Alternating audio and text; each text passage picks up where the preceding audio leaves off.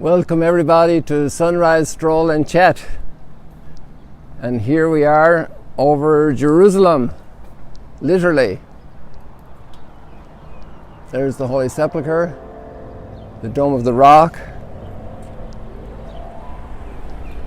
and somebody's playing the piano.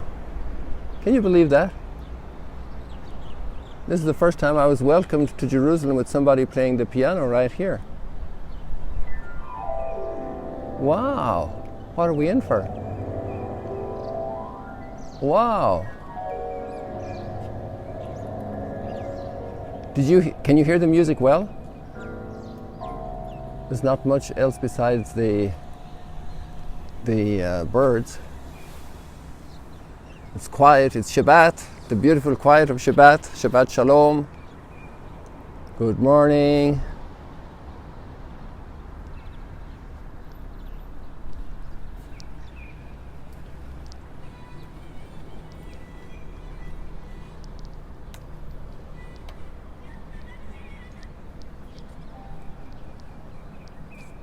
Let's see what comes from this piano this morning.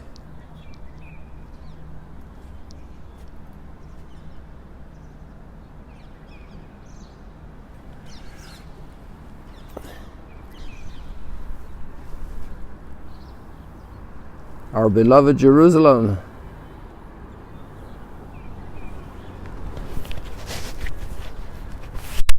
So meaningful for people all over the world. Mount of Olives in the background.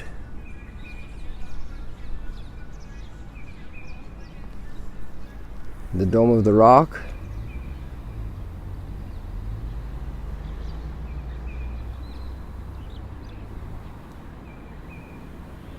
An incredibly beautiful sky.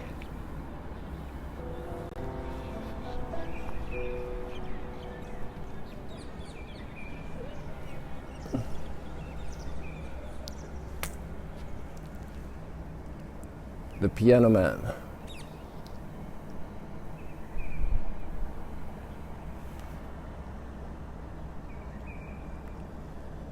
Hello! Will he look up? Hello! Maybe he's earphones, he's smoking.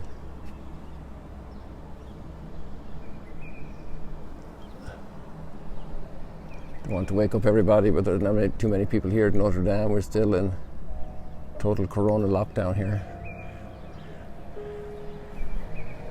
Maybe it's better he doesn't know we're capturing him here. The guy seems to know what he's doing though. And to park that one here, he didn't bring it under his arm. Hello? Oh, it's not his, he's walking away. So somebody else parked it here. Huh, I wonder what's going on. So this is the latest Jerusalem mystery, the piano.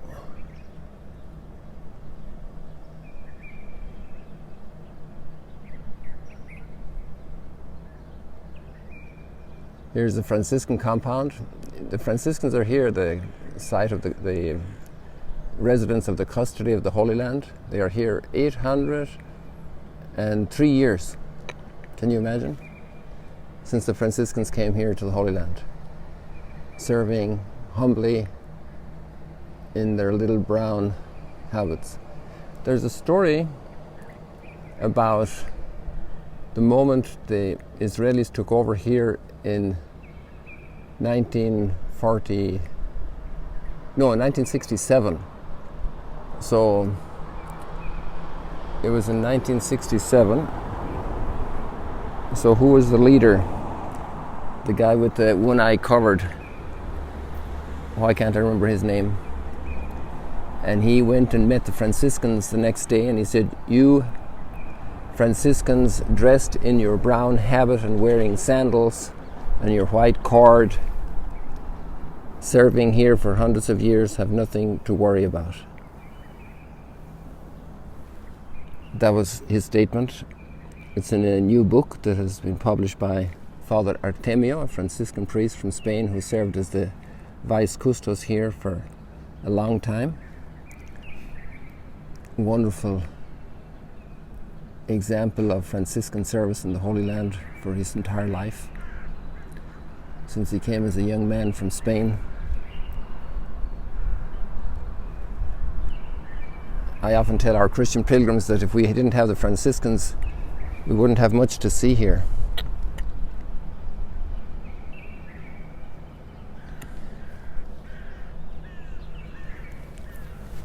They have identified and recovered the holy sites pertinent to the Christian story, the history of Jesus in the Holy Land, and our subsequent history, and have been able to recover those places and develop them, do the archaeology, build shrines in the different periods, and so we are here. People, look at this floor. You see a difference here. You see the wood is dry near the wall and it's wet here, so that tells me there was a little rain last night. And there was actually rain in Jerusalem last week. I wasn't here, and I don't want it to rain right now, but up there over Ramallah there's a lot of cloud, so I'm not sure if it's raining up there. It may very well be, and I'm happy that it's not raining here right now at this moment in this spot. And so we take a peep all around Jerusalem.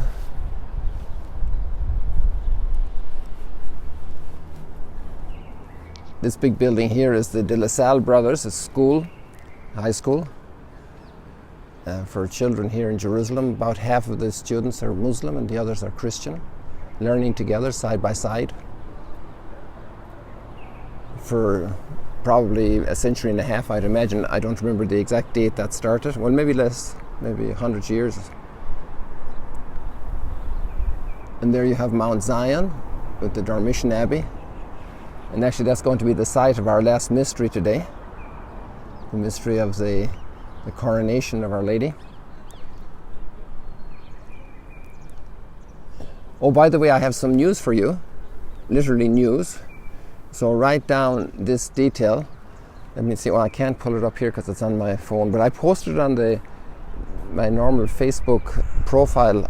I didn't post it on this, but we can do that at the end of this presentation when it's posted. This afternoon at 2:30, Russian TV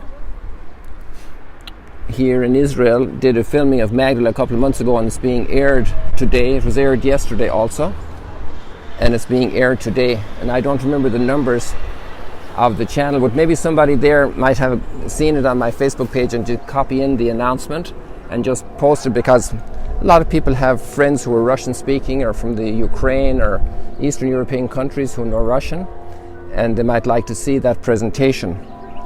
So I'd be very grateful if you would post that. It's 2:30 here Israel time. We're 6 hours ahead of New York. I think you're changing time over in America tomorrow, is that correct?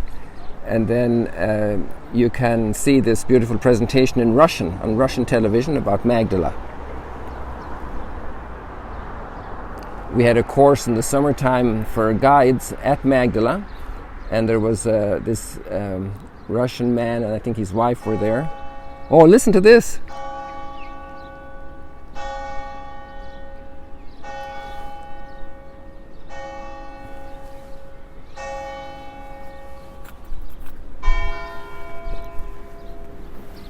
So that's 6:15.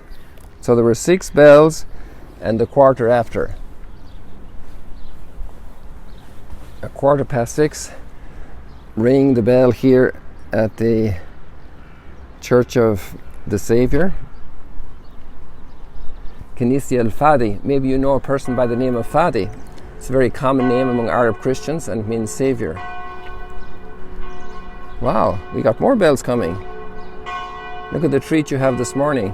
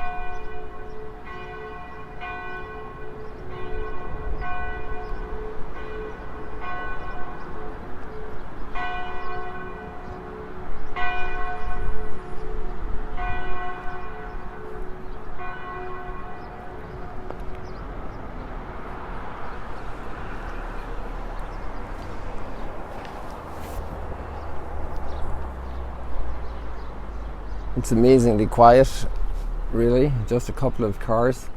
It's Shabbat, everything is still. This is a feature we need in Western society, to be able to stop each week and just stop and be with each other and the family.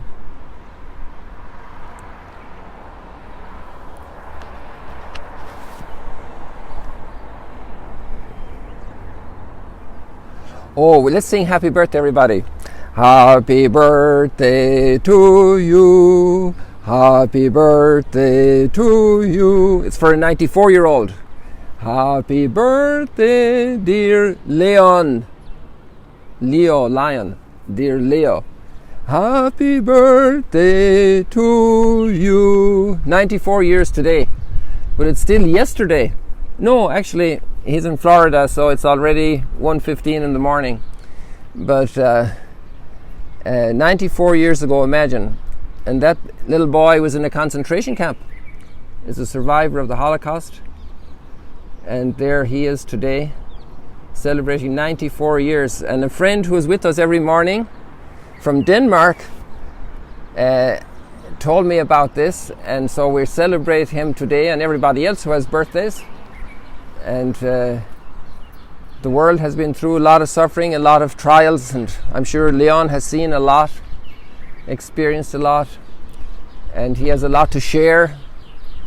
One of the things Pope Francis says is that grandparents and grandchildren need to be together a lot, because the grandchildren are the vision to the future for the grandparents and bring a lot of consolation, and they are the hope for humanity. And the grandparents have the roots, the deep roots of the tree that sink in bring in all that experience from the past and from before. And so it's another instance of culture of encounter, where the generations meet. Sometimes we have culture of encounter where Jews and Christians meet, Protestants and Catholics, Orthodox Christians, Jews, Christians, Muslims, Druze, Baha'i. We have all these communities here in the Holy Land. It's amazing. It's amazing. And to be good neighbors. And this happens all over the place. Here in the Old City, look at it. We have the Muslim quarter down there, all that lower area of Jerusalem. And the Franciscan buildings are kind of blocking our view of the whole Christian quarter. It's not very big, but this is the Orthodox Christians are here, strong. And then we have the Armenian Christians over towards Mount Zion from the Jaffa Gate over. And then we have the Jewish quarter, which is actually a small quarter in the Old City. And then we have all of these people living together. And basically, there's a community here. Okay, it's not hugging, kissing every day, but there are tensions, like there are in every family. But we live together. And you can walk through any part of the Old City of Jerusalem. I always recommend when visitors come, they maybe don't know the languages and so on, to go together, 2 or 3, it's more reasonable. But anybody can walk through the city anywhere and they're respected. I must bring you down one morning to a little place that I love. It's one of my favorite places in Jerusalem, in the Old City, and it's on the Via Dolorosa, so known, and it's down from the Damascus Gate, which is over here. The Damascus Gate is right over this big ugly light fixture here. So it's right behind that there. Let me zero in a little bit for you. There's the Damascus Gate, most beautiful gate in Jerusalem, built by Suleiman about less than 500 years ago. And the road going down from there towards the Temple Mount area coincides then with the Via Dolorosa. You can actually see that big minaret. So that's exactly where I'm talking about, that stretch where that minaret is. And for the next probably 70 or 80 yards, you have from the 3rd, 4th stations to the 5th station of the Via Dolorosa, you have a little stretch where every Friday, around the middle of the day, or the whole day really, you have Christians going through on the Via Dolorosa, you have Jewish people going to the Western Wall, and you have a huge river of Muslim people going to pray the Friday prayers at Al-Aqsa and the Dome of the Rock. So this is amazing that here in Jerusalem we have this living together. And I'm happy that that came into my mind right now to share with you, because we have these very sad events from France in our mind these days. 2 days ago, was it? Or 3 days ago. We had this horrible tragedy in France, this horrible sadness. And then we just need to pray, and we can never give up, you know. The worst storm comes, a typhoon, it knocks over a church, for example. My uncle built a church in Manila in the 1960s. He was a priest there.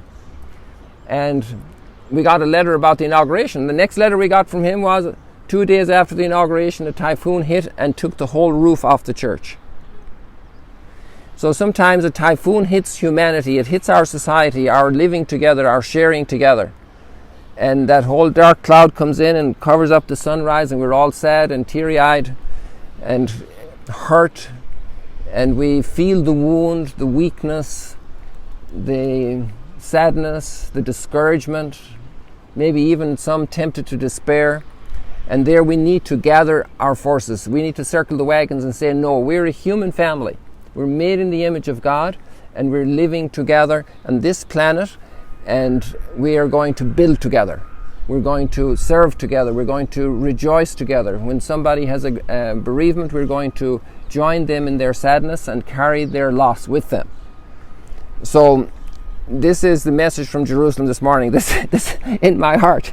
You know, we have tomorrow a big feast coming up, the Feast of All Saints. And, you know, the saints are not the ones that go out and kill the others.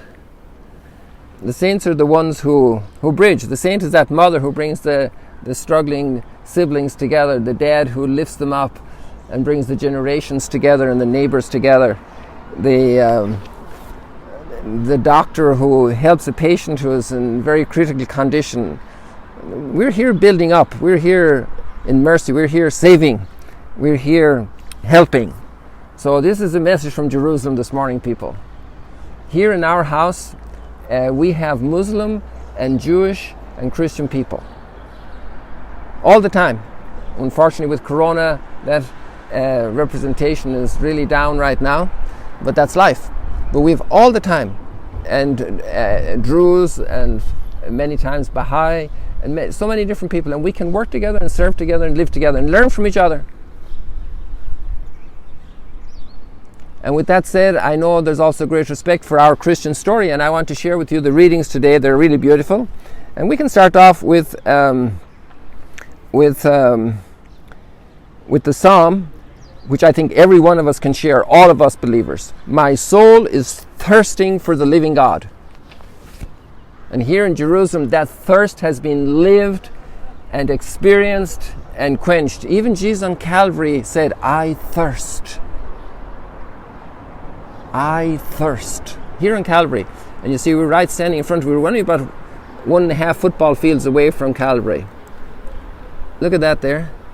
That's the dome over the Holy Sepulchre where Jesus rose from the dead. And right behind it is actually, it's covered by that dome, is Calvary itself. So there's also the tower of the Lutheran Church.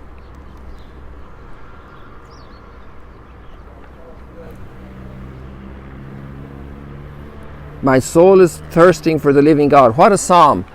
That's a psalm we need in our hearts. It's Psalm, give me the number, 42. My soul is thirsting for the living God. And we're watching nature. And we're watching the deer longing for running waters.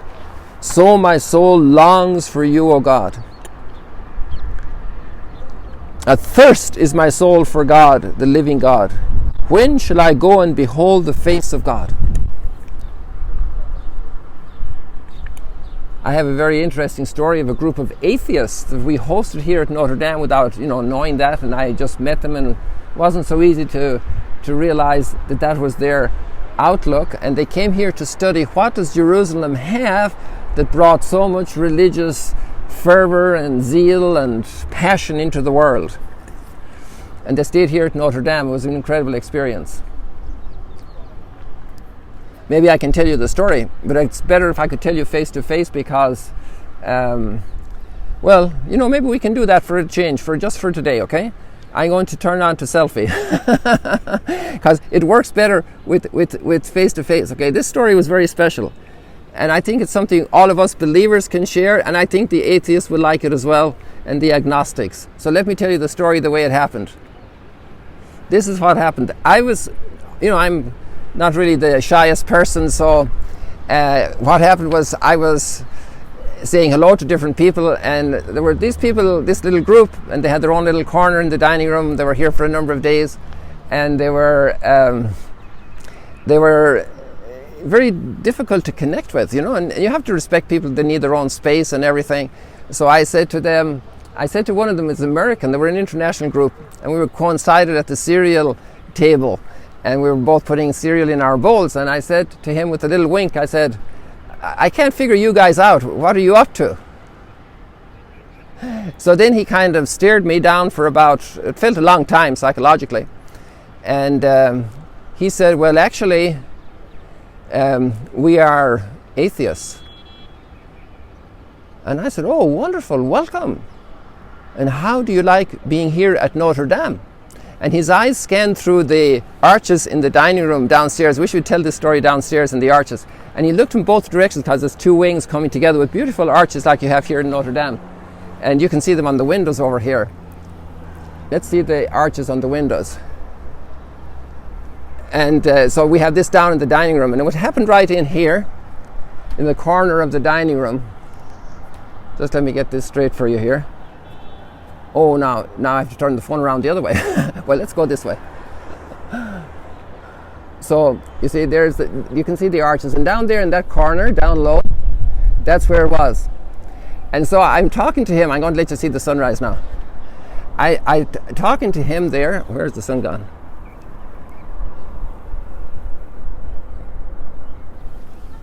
Well, the sun is totally gone. There's no sunrise. So I'm talking to this guy, and I said, well, what are you guys, what are you up to? And he says, well, we're atheists. And I said, oh, how wonderful. How do you like the place? And he said, we love the spirituality of the place. I couldn't believe what I was hearing. Obviously, we were all very serious faces because he was very serious. And then I said to him, that's most interesting that you are here, and this is wonderful. And what might you be up to? So he was thinking and pondering for even longer, and then he kind of brought his words to his lips, and he said, well, actually, we're here studying what the problem is here that has caused so much religious turmoil, no, he said, we're here, it's a long time since I told the story. He said, we are here trying to solve the problem and what the source of the problems, what religions have caused in the world. And so I immediately said to myself, well, thanks be to God. I said, it's wonderful that you're doing this because we have caused so many problems, and it's great that the group is taking that on and studying it seriously. And he was, he didn't expect that answer. And I said to him, look, tell us if you need anything, and if there's anything with the infrastructure or any service that we can provide to you, and so that you can be successful in your work. And then I said, may God bless you at your work. So he had a smile, and I got to meet all the people in the group. There were about 8 of them. They were all men. And one of them was a publisher in England, and they were from different backgrounds, and they were solving this big problem of religion in the world. So let's get back to the sunrise, people. And there you have Notre Dame. Beautiful Notre Dame. If the sun was shining on it now, it'd be even whiter. But it's also nice with that creamy grey. Just missing all the pilgrims here. Love to have you back. And so look at our sky. Athirst is my soul for the living God. We can all be together in this world, people.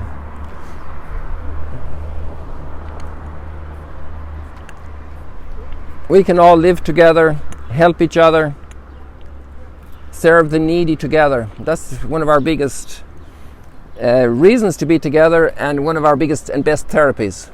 To look at who's needier than me, and let's do it together. So people, the time is running out faster than I thought, but there's life. That happens, doesn't it?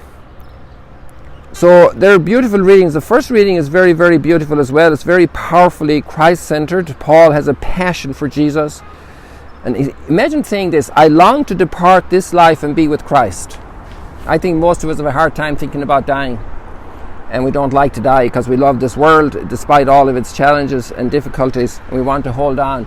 But his passion is so strong to serve, but at the same time to leave to be with Christ. Yet that I remain in the flesh is more necessary for your benefit. And this I know with confidence, that I shall remain and continue in the service of all of you for your progress and joy in the faith. So that your boasting in Christ Jesus may abound on account of me when I come to you again.